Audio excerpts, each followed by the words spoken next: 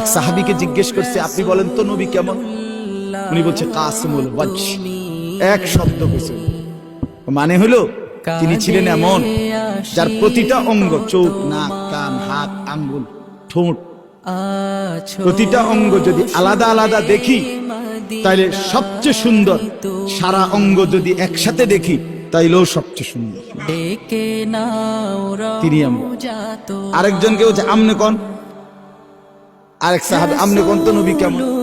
উনি বলতেছে আমি কইতাম না, তিনি ছিলেন এমন ওয়াসিমুল ওয়াজহ, তিনি ছিলেন এমন যাকে একবার দেখলে আবার দেখতে মন চায়, দ্বিতীয়বার দেখলে প্রথমবারের চাইতে আরো সুন্দর মনে হয়, যত তারে দেখি তত আরো সুন্দর লাগে।